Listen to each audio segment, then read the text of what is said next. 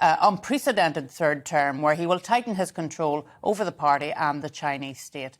Earlier this week, Jeremy Fleming, the director of GCHQ, also made warnings about China's growing influence, whilst The Sun reported China will be labelled a threat in the next strategic review. Well, joining me now is Professor Rana Mitter, who from the University of Oxford. Professor Mitter is widely considered one of the leading voices on China. Thank you so much for joining me this afternoon. So for our viewers and listeners, tell us what this Congress is really about and what they will do over the next few days.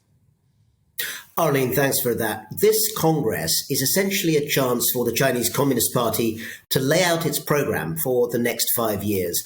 Unlike British party conferences, for good or ill, there'll be no surprises there. Essentially, lots happening behind the scenes to fix some thoughts about the economy and China's foreign policy.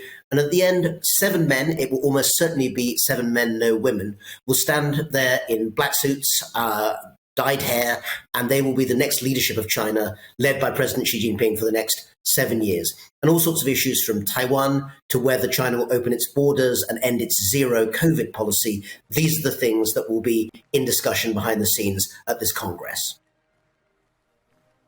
We know happens every 5 years. Normally, the General Secretary of the Communist Party only serves 2 terms. Isn't that right, Professor? And this is unprecedented because they're going to confirm that the President's going to continue for another term.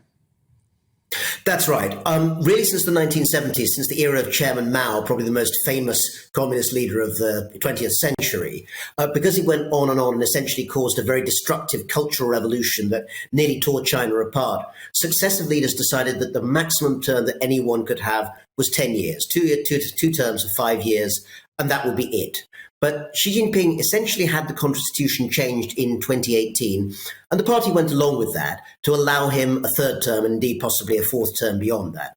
Why was that? Well, essentially, there are a variety of long-term policies that he and the party want to get embedded, and he felt that he needed more time to do that. One is essentially to make China the dominant power in the Asia-Pacific region, essentially trying to push out the United States, which since World War II has been very, very powerful in that region, with allies like Japan, of course, alongside. And China basically wants to make sure that it can instead become the power that everyone picks the phone up to when a new government is formed in the region. In addition, Xi Jinping has talked more than once about the need to incorporate Taiwan, the island that split off at the beginning of the Cold War about 70 years ago. It's never been ruled by the mainland, by Beijing, but Xi Jinping regards that unifying it with the mainland is unfinished business of the Cold War. And we think that whether peacefully or through coercion, he would like to use some actions in the next 5 years or some period even beyond that to try and bring Taiwan under the rule of Beijing. So these long-term projects are some of the reasons why he's been given this extra term and will no doubt be there for quite some time to come.